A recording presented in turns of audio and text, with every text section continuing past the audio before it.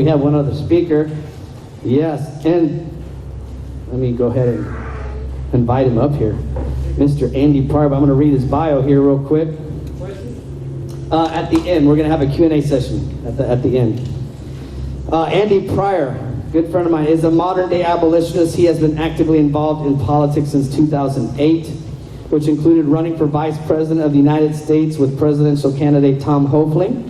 In addition, his political activities included running for City Council for District 5 in Arlington, as well as testifying before local and state government committees on a variety of issues from abolition of abortion to ballot access, homeschool freedom, excessive debt bond packages to local property rights, and more.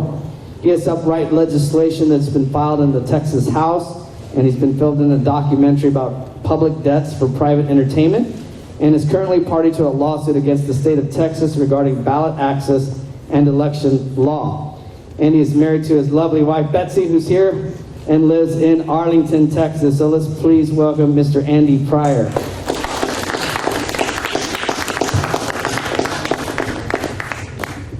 I think we need Daryl a quick round of applause for his talk. It was a good talk. Let us pray for just 1 second over my talk as well. Lord, we ask you for wisdom tonight. We thank you for the speakers who've already spoken. And we ask for your blessing on all that we do this evening. In Jesus' name, amen. I apologize. I do not have pretty PowerPoint slides.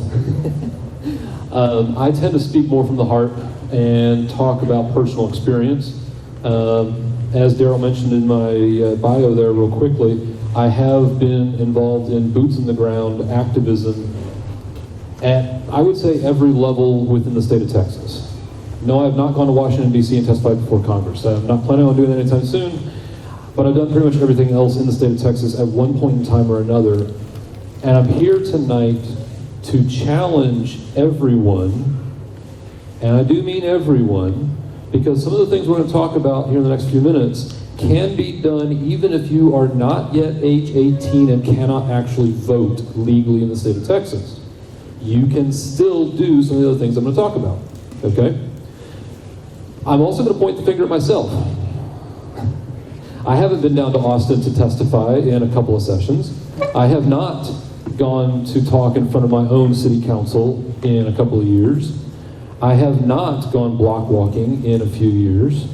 But all of these things are absolutely critical, absolutely necessary, and all of us, myself included, can do some or all of them depending upon your situation, okay? So let's talk about really quickly the timeline in the state of Texas.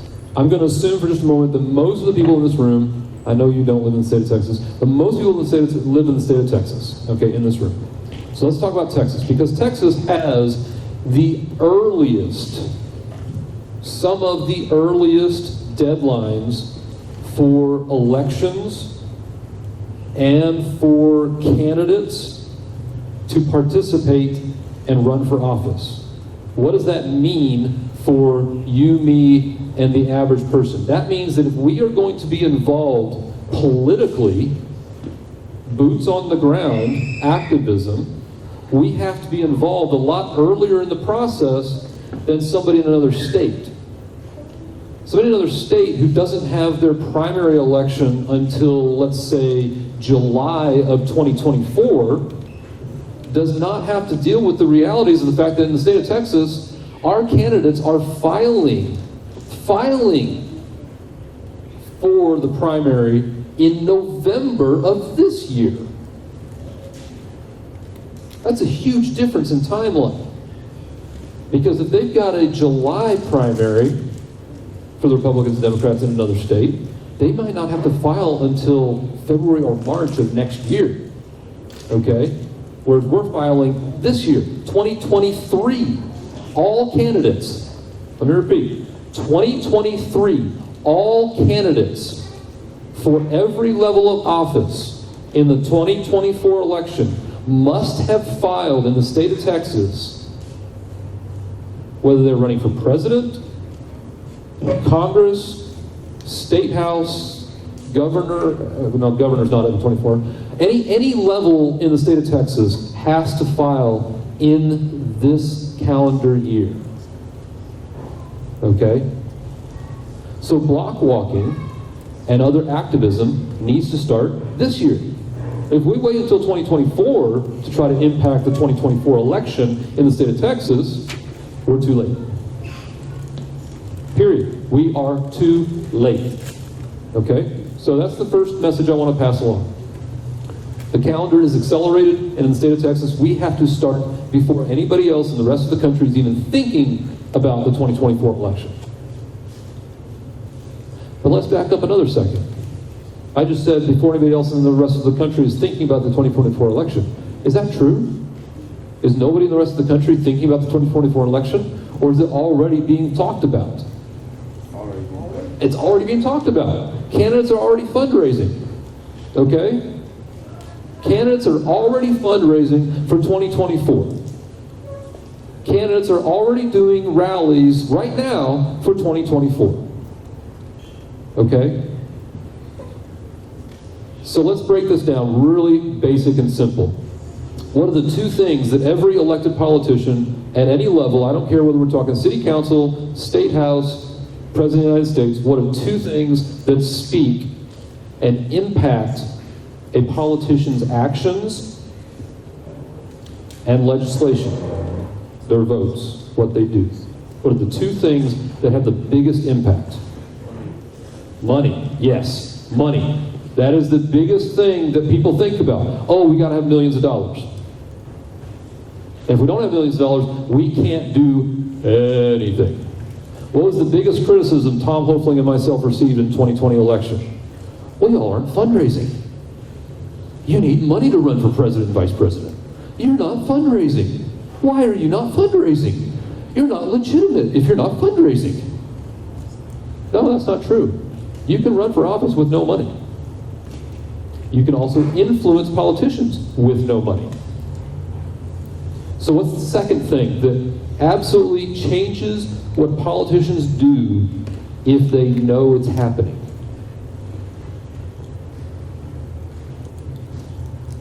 If you are influencing the people in their district who are going to vote for them, and you're influencing those people at a large enough scale that they know their re-election, regardless how much money they throw at it, is in doubt, what will they do? They will change their votes.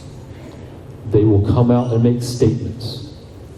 There was a statement made just this week, I saw it on Facebook earlier today, about a candidate who I don't even know is running for office in 2024.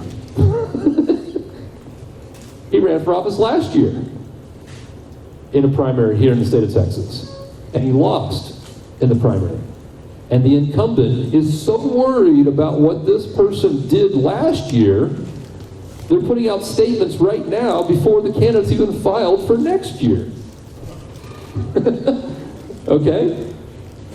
Why? That particular individual is being active. People are paying attention, including the person who beat them for office. Okay? The best way to get the attention of an elected official, if you're not spending a whole boatload of money, is to be active. What does that activity look like? Well, we already kind of mentioned a couple of them, so let's go through them really quickly. Okay? You've got block walking. Okay? You can do letter writing, email campaigns, you can make phone calls, you can go down to their offices and ask for appointments to speak with them in person. You can, if they've got a piece of legislation up that you have an opinion on, you can go down and make a statement in front of a committee hearing. Okay? All of these things are things that I've done, so I'm speaking from a personal experience here. And what I'm going to tell you right now is anybody in this room who can speak in complete sentences can do these things. Okay? So that includes the children who are not age 18 and can't vote yet. They can still do these things. I have watched children under the age of 10 stand up in front of the state house here in Texas and give testimony on bills that are going to be voted on. So yes, children can actively participate in this elective process in multiple ways. Voting is only the final way, okay? But let's just be blunt. If you are not doing something of what I've just talked about, your elected official knows they can ignore you and your opinion because they also know you're not going to give them millions of dollars. Does anyone in this room have millions of dollars to give away to politicians just because you got excess funds? Because I don't. And I'm pretty sure nobody else in this room does either, okay? So what does that mean? We have to be active, so active that our politicians know who we are. I have the personal cell phone number for my state representative. How did I get that? Well, I happened to be at a Chamber of Commerce meeting where he was there glad-handing a week before he got elected last November. And I said, you're going to be my next state representative. He's like, oh, election's next week, we don't know. No, you're going to be my next elected representative. I know because I know who the candidate is running against you. And I know the demographics of my district. And I know that your party is going to win my district, whether you say so or not, because of the demographics. And I know the other guy's not running a viable campaign. He's just kind of doing whatever he wants to do. So you're going to win. He's like, oh, we're trying to be humble. I'm like, no, you're going to win. He wanted to take a selfie with me. He texted me that I now have his cell phone number. Okay? Is he a guy that I'm going to agree with on 99% of the issues? No, actually I'm not. Did I vote for him? No, I did not. Okay? But I have his personal cell phone number, and when I needed to start talking to him this session about some bills that I didn't know if he was going to ever get the chance to vote on because I didn't know if they were going to make it to the floor of the House or not, but I still wanted to talk to him about them, I sent him a text message, said, hey, who do I need to talk to set an appointment to meet with you if I come down to Austin? He gave me his scheduler's name and phone number and their email and said, coordinate with them. I said, okay, I did. Did we end up having an appointment? No, schedule didn't work out, whatever. Doesn't matter. The point is, I made the attempt. I was working with him. I'm on his email list. I get emails every week or so. Okay? Now, he's, of course, trying to tell me what he's wanting to tell me about, what he thinks is important. Okay? Do I think most of it's important? No. It's not interesting to me.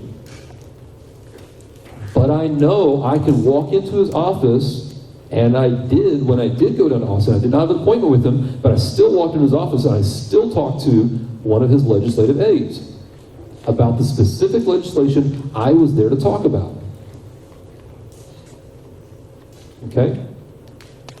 He replaced a former representative who sort of agreed with me on more things, who I did actually have his cell phone number too, I believe. No, I had his email address, there we go. His email address, okay? I had multiple appointments with that state representative over a period of several sessions, okay? And we talked about multiple topics, okay? We talked about abolition of abortion. He didn't agree with me. It's okay. He was a lawyer. I'm not. We talked about homeschooling. We talked about bonds and debt and things like that. We talked about a variety of topics, okay? I saw a city council member for the city of Arlington in Home Depot this past week. Now, I was kind of in a rush, so I didn't stop and say hi to him. He was obviously in a rush too. I could tell from his face. He was gone. I was like, okay, he's got his thing. I've got my thing. I'm not going to stop and talk to him. Okay? But if you do not recognize your own city council people when you're walking through the local grocery store or Home Depot, are you really being politically active? I would argue you're not. Okay? They don't necessarily have to know you by name and face and be able to say, oh, hey, I know who you are. Okay? But if you talk to them enough, they will. Okay? They may not agree with you on anything. That's okay. Be polite. Say hi. tell them, hey, this is where I stand. I know we're going to disagree on this topic. This is where I stand. And talk to them about multiple topics. Okay? Bond debt in the state of Texas is ridiculous. Absolutely ridiculous. What do I mean by bond debt? I mean the funds that they put on the ballot to say we're going to raise. Irving ISD right now has $1.7 billion for the school district on the May ballot. That's if you include interest and everything. So the headline number is a little smaller, but it's still $1 billion for the principal. That's just one ISD in the state of Texas. There are dozens that are going to have bond elections next month, May, here in the state of Texas. Oh yeah, there's a second election every year in Texas.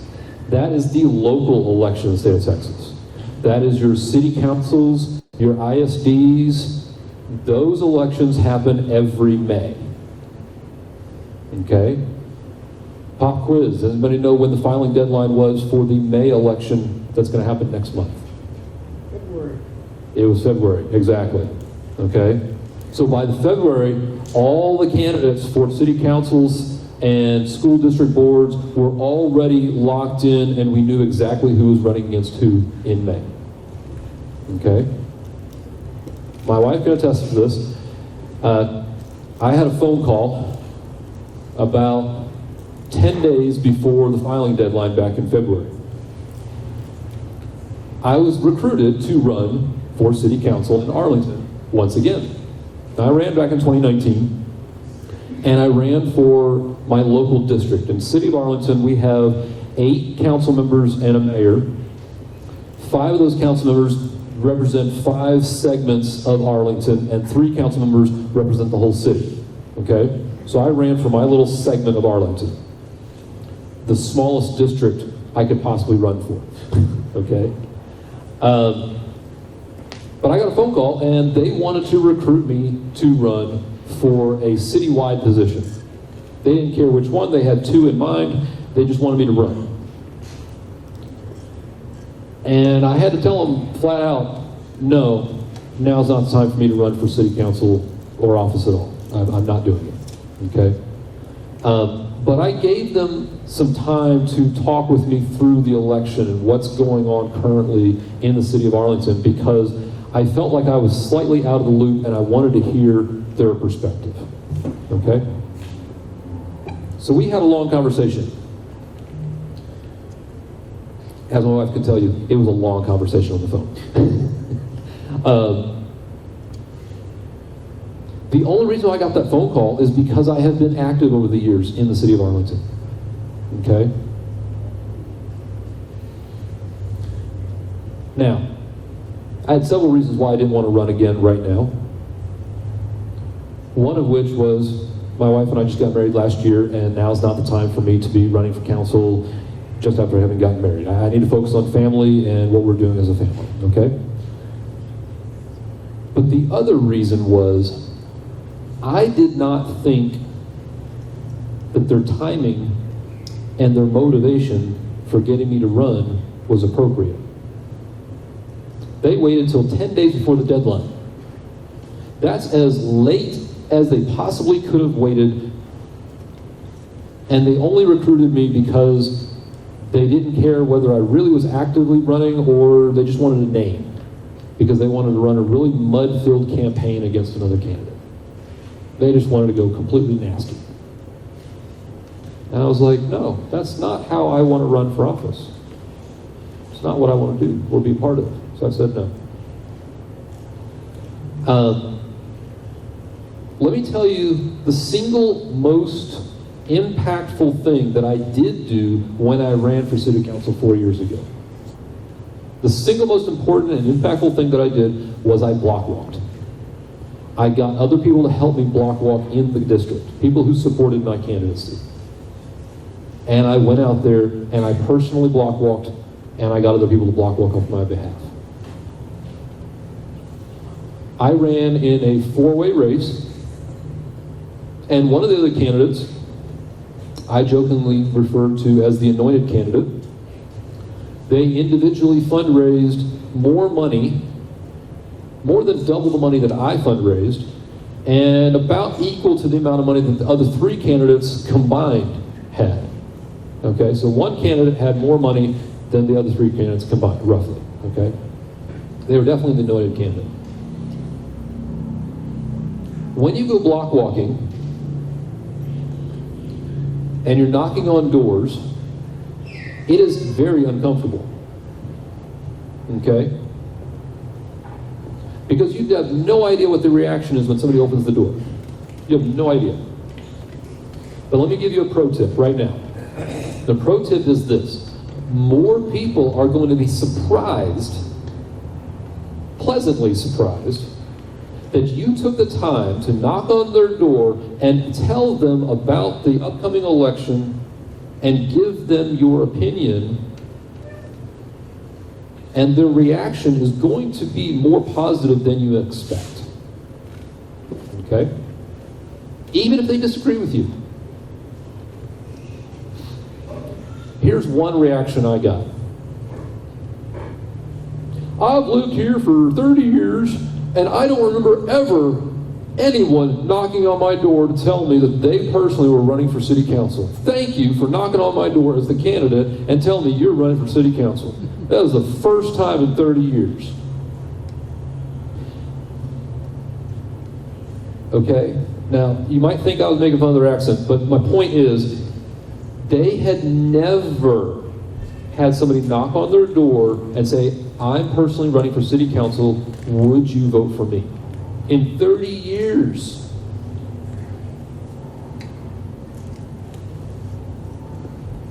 That tells me something.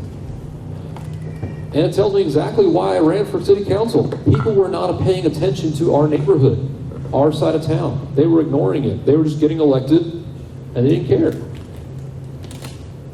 And it confirmed to me what I already believed, that we needed somebody from our side of town to pay attention to people and to be their voice on city council. Okay, so it's very reaffirming to hear that comment. The other thing I heard a couple of times was, well, I know one of the other candidates personally, or maybe they knew him from church or whatever, they distantly, but they knew them. So I'm glad you stopped by so that I can learn more about you, because I didn't know anything about you.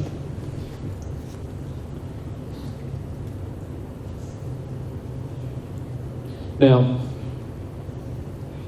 I'm not expecting everyone in this room to go run for office. That's not what I'm trying to say. Okay? So let's talk about when you're not the candidate and you're block walking for a cause or a politician. That's fine too. Okay? So who here in this room has ever heard this crazy name of this crazy person that goes all across the state of Texas and opposes all kinds of bonds? Her name is Amy Hedke. Anybody heard that name before? Yeah?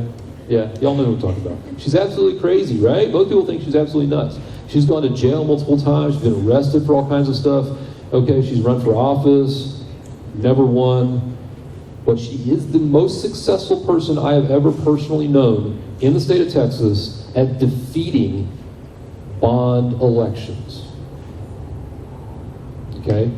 If you go onto Facebook or any social media and you research what she has done and the strategies that she uses and the advice she gives people, it is gold star, absolute best practices.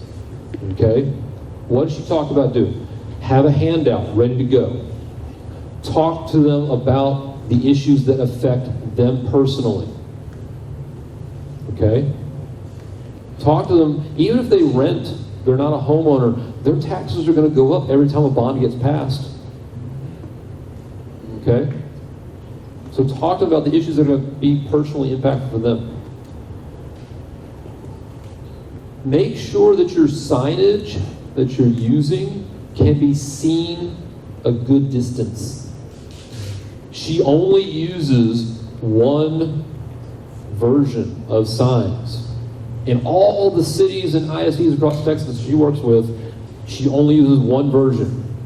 Why? Because it works. People see it. They go, oh,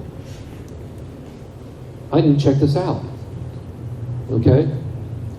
It's got to be high contrast, something that's going to be visible from a distance if it's a yard sign, and if it's something that's going to be readable when they can actually look at it up close, like a flyer or something like that. Okay? Her preferred color combination is black print ink on yellow cardstock. Black ink on a yellow background. Okay? Because it's high contrast, it's visible, and still easy to read. Okay? So how has she and the people that she worked with been so successful in killing, quite literally, I think they're up to killing more than $1 billion worth of bonds in the state of Texas. I mean, it's big numbers that they've done. Okay, how have they been so successful? The first thing they do, long before any election, months in fact before any election, people start block walking. Now, she can predict, and anybody in this room can also predict, when a bond election is going to be called by your city or your ISD before they do it. Why? How? In the state of Texas, all these entities have to have meetings where they formulate their plan for how much debt they want to put on the ballot. They're called bond steering committees. So what does that require? That requires we, the people, to be aware of what our city councils and our boards of education and other entities are actually doing. We have to pay attention to that. Well, that means we've got to go to those meetings. Or we have to read the documents they put on the websites that are all required by the state of Texas. Freedom of Information Act is all publicly available. They might couch it in some different language so it doesn't seem quite so obvious to you the first time you look at it, but after you've looked at them enough times, you will know exactly what they're doing. Okay? And if you wait until after the election is announced, and oh, it's going to be on my ballot, and it's Proposition B, and they got $600 million for a new football stadium and a high school and If you wait till that point, you're not going to talk to enough people to actually impact that election. Okay? So she and the people she works with will go around and they will talk to people months in advance. In fact, in some towns in the state of Texas, they do year-round, all the time block walking, even if there is not a bond on the next election. Why? Because that's the only way to know what people are thinking or to educate them about what they should be thinking about the next election. So we as abolitionists and people who are seeking equal protection should be using the exact same strategy. Because why? Our politicians are not going to file true bills of abolition if they don't think that their re-election is going to be affected in any way whatsoever. Why should they? It sounds wonderful to do a rally at the Capitol over a specific bill. But by the time that happens, it is so late in the process, votes already hardened in the minds of most politicians, and we're having no effect whatsoever. So my challenge to everyone tonight, myself included, is get involved in the process much, much earlier. Know what's happening, know who to talk to, and get out there and boots on the ground, talk to other people. If you knock on somebody's door and you start talking about some of the topics we've talked about tonight, you're going to hear some of the exact same responses people heard this morning at the university based on I wasn't there, I apologize, but the testimonies that I've heard so far, okay, sounded exactly like some of the conversations you're going to have on somebody's doorstep if you had the exact same topic on your mind, right? If you go knock on a random sampling neighborhood in your town on their door, and your question was, did the Supreme Court overturn Roe, and has abortion been completely eliminated in the entire United States? Or is abortion still happening in the entire United States?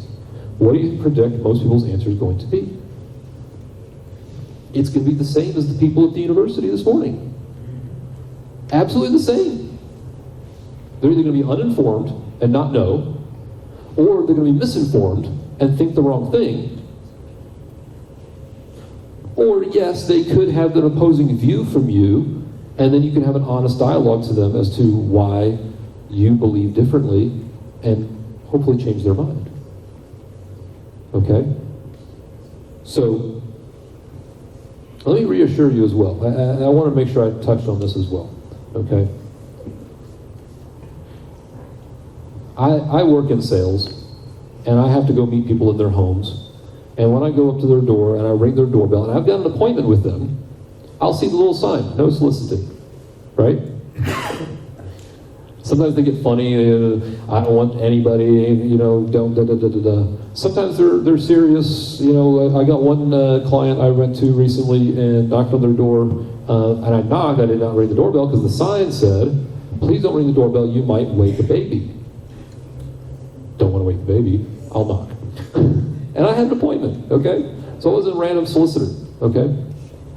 When you're block walking for any political reason whatsoever, okay, under the state of Texas law, you're allowed to do that, okay? There are no soliciting sign does not apply to you legally. Might they be offended? Sure.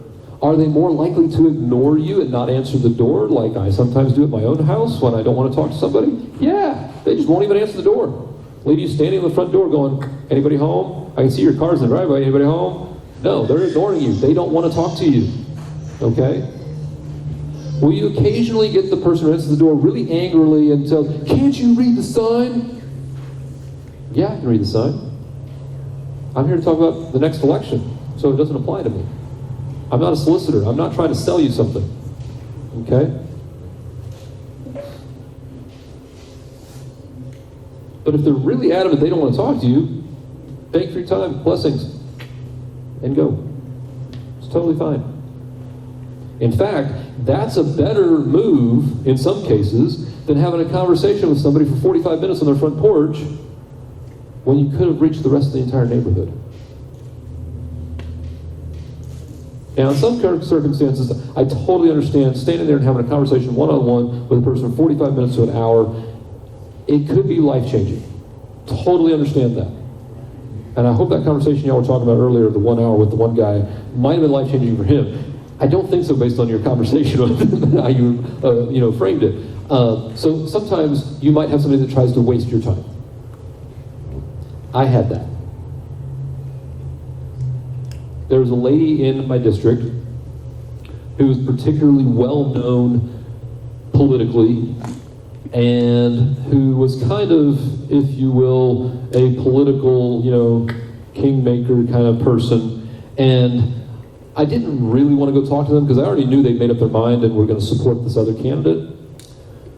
But I also knew that if I did not knock on her door, she could tell people that I wasn't doing enough work and didn't justify the vote, and she could try to, denigrate me to people. So I made a point to knock on her door.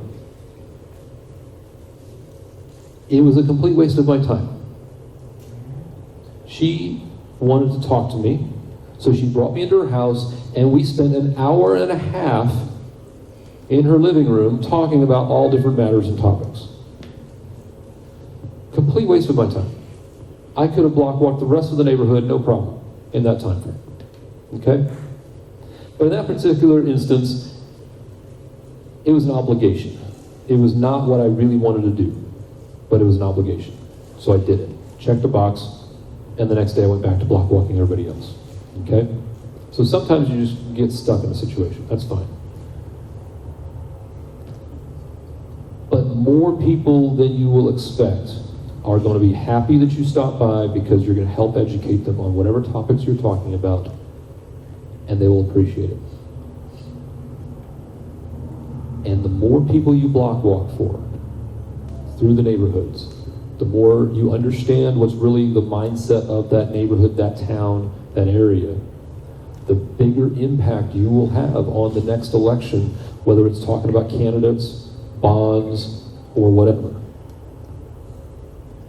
And let me just tell you right now, the representatives in the Texas state legislature who keep dilly-dallying around with abolition bills or ignoring them or postponing them or doing whatever, whether the good ones or the not so good ones, okay? None of them, none of those politicians are going to change their votes or do what they do until they feel threatened with being kicked out of office. And the only way that you and I can make them feel threatened with getting kicked out of office is block walking their district so much that you know as many people in their district as they do. Oh, trust me, they'll figure it out real fast. Okay? Sure, you can do some other things, but those are a little bit more difficult to accomplish and sometimes are more random. And so not really as consistently effective. But block walking is consistently effective. How am I doing on time? I'm trying to wrap up. Yeah, I'll try to wrap up here in a minute. Let's talk about going down and testify at the State House. Again, something anybody in this room, no matter what your age, can do, okay? So if there is a bill that you are either in support of or against, and you want to register your opinion in the state of Texas, the only way you can really do so is by physically showing up at the state capitol on the day that they're going to have a hearing in a committee and registering your opinion, okay? So you can do that 3 ways. When you show up at the state capitol, you have to sign in to one of the computers they've got, depending on whether it's House or Senate and what the appropriate computers, and say, this bill is in this committee, it's a House committee, House bill, I'm signing up on this topic. It will give you 3 options: for the bill, against the bill, or neutral. Okay? Yeah, you can say, I'm neutral on this bill. And what you really mean is, in my case, I'm against it, but I want to appear friendly. And I want to have appointments with people and talk to them about why I'm against it and have more in-depth conversations and not just come out with automatically I'm against it, okay?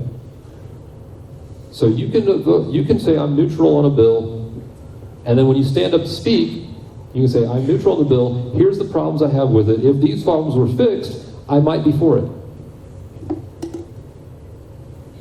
Depends on the situation. Some, no, I'm never going to be in favor of this.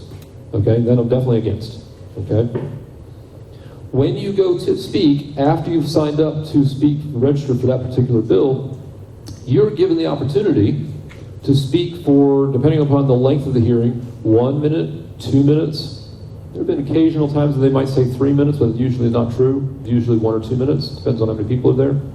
You can also provide written documentation of what you want to talk to about. If you do, make sure you print multiple copies. You need at least 15, I'd recommend more like 20 copies of your written testimony. There's a secretary for the committee. You give them the stack of your written testimony, and they distribute 1 copy to each member of the committee who is there, and the ones who are not there will still get a copy. And your copy of your testimony then gets scanned into the record and is public record and part of the record of that bill, so anybody can go read your opinion. Whoa. People do. People are so politically nerded here in Texas, sometimes they will go onto the state capitol website and search through the notes of what was submitted in a committee hearing to see if individuals actually testified for or against a bill and what they said. People want to know what opinions are, okay?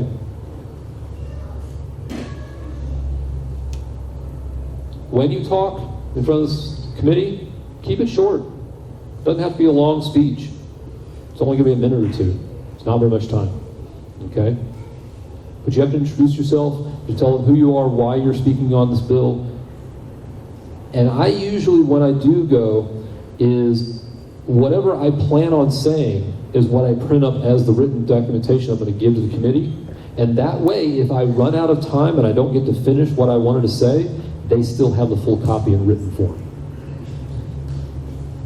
Okay?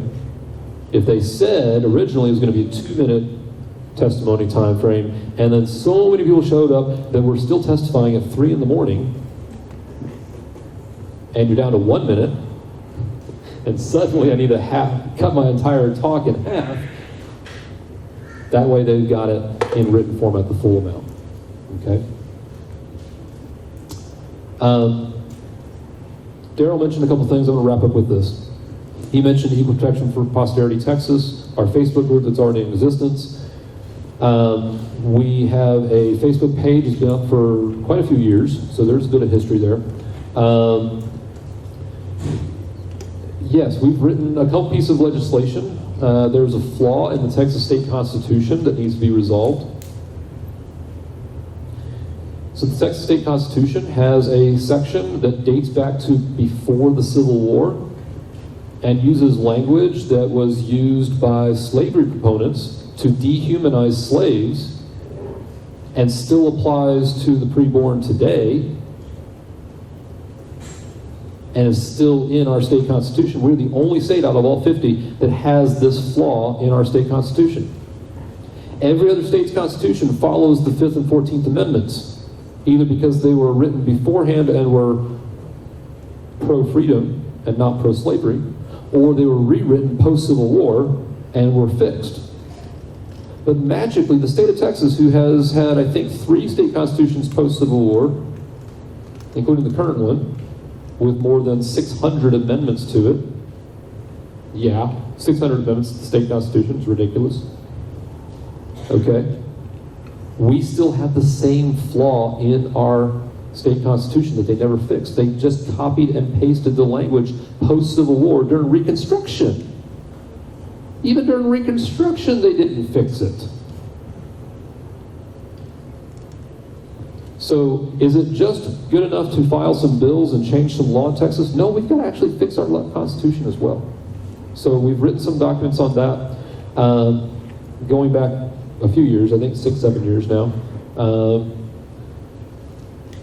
What we have never done in the state of Texas, nobody who's ever written any of the bills that have been filed in the last 6 years, nobody has gone through the entire Texas State Code and identified every single mention of abortion or exceptions or anything. Nobody's managed to go through it all that I'm aware of. I tried. I got lost. It was too many. Some of them have been put in by Republicans in the last 20 years. Actually, most of them have been put in by Republicans in the last 20 years. Okay?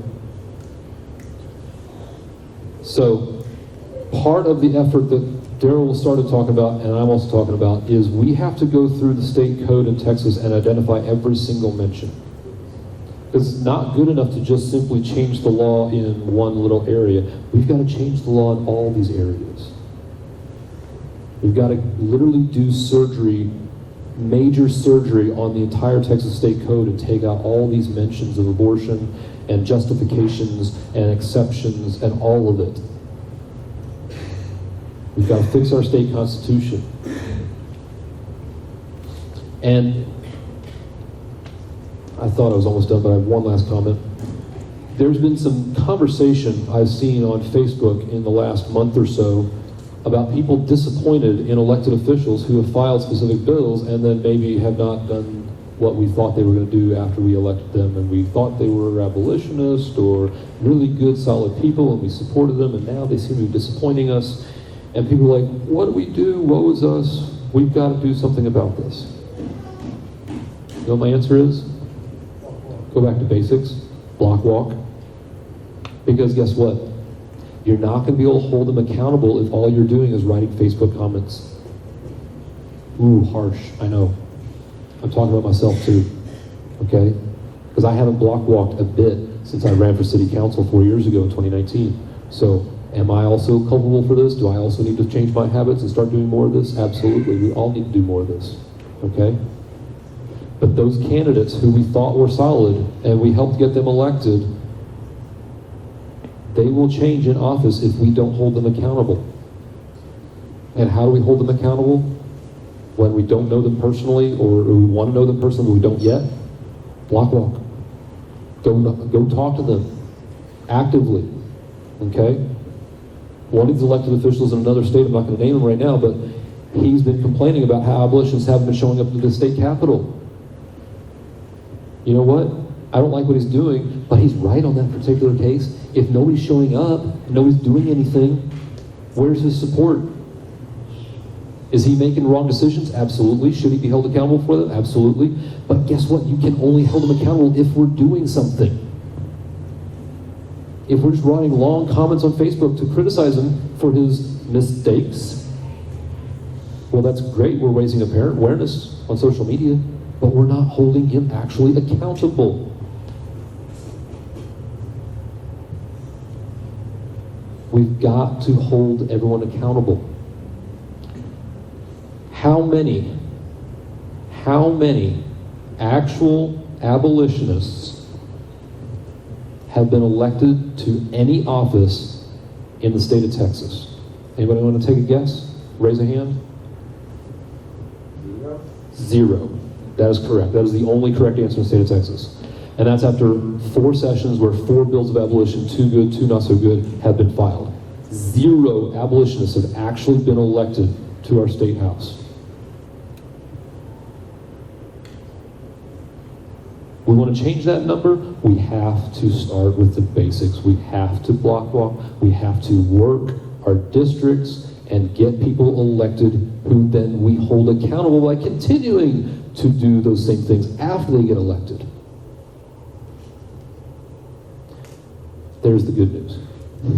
We can change this, and we don't need millions of dollars to do it. We just need boots on the ground to do it. Thank you all for your time tonight. Thank you. A lot of information, but very good. Well,